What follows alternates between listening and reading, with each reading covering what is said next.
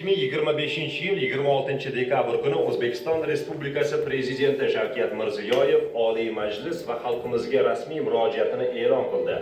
Ushbu murojaatda 2026-yilda mamlakat taraqqiyotida tub burilish yasaydigan muhim masalalar o'rtaga tashlandi. Assalomu alaykum aziz yurtdoshlar, hurmatli deputat va senatorlar, muhtaram mehmonlar. Bugun Oliy Majlis va ko'p millatli xalqimizga kelgusi yil uchun murojaatnomani taqdim etar ekanman. Hammalaringni mana shunday kayfiyatda ko'rganimdan, sog'-omon bo'lganlaringdan juda xursandman. 2026-yil mahalla markazida islohotlar olib boriladigan, hududlar infratuzilmasi va aholi hayot sifati yaxshilanadigan yil etib belgilandi. Mahallalar jamiyatning ijtimoiy barqarorligi va taraqqiyot tayanchiga aylantirildi. Mahalla rivojlansa, butun mamlakatimiz yuksaladi. Shularning barchasini hisobga olib, 2026-yilning yurtimizda mahallani rivojlantirish va jamiyatni yuksaltirish yili deb e'lon qilishni taklif qilaman.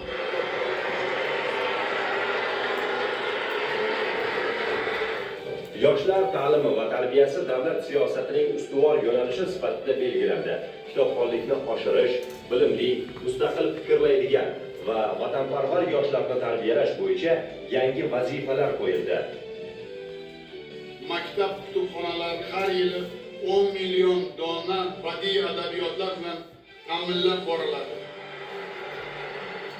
Iqtisodiyotga xorijiy investitsiyalarni keng jalb qilish va tadbirkorlikni qo'llab-quvvatlash davom ettiriladi. Barqaror soliq siyosati orqali yangi ish o'rinlari va iqtisodiy o'sish ta'minlanadi. Shuning uchun tadbirkorlikni qo'llab-quvvatlash bo'yicha siyosatimizni davom ettiramiz. Shularni inobatga olib 2026-yilda asosiy soliq stavkalarini o'zgarishsiz qoldiramiz. Korrupsiyaga qarshi kurash murosasiz va tizimli bosqichga olib chiqiladi.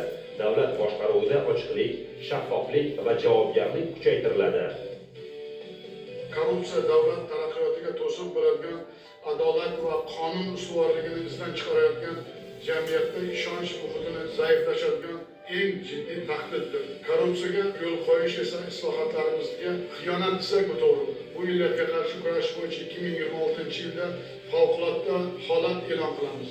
Davlat boshqaruvida ochiqlik siyosatini kengaytirish va so'z erkinligini ta'minlash muhim vazifa sifatida belgilandi.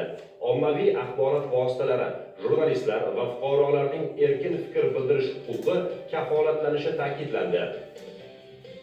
Takror aytaman, yurtimizda keng ko'lamli yangilanishlar davrida, yangi O'zbekiston davrida ochiqlik siyosatidan hech qachon ortga qaytmaymiz. Bu birinchi masala. So'z va matbuot erkinligini ta'minlash bizda ustuvor vazifa bo'lib qolgan va qoladi ham. Shuni hamma bilish kerak. Aziz vatandoshlarim, bugun biz sizlar bilan 2026-yil va kelgusi 5 yillik uchun katta marralarni belgiladik. Bu katta marralar oxirgi yillarda nimaga qodir ekanligimizni butun dunyo hamjamiyatiga yetkazdik. Katta rejalarni amalga oshirmasak biz marraga yeta olmaymiz.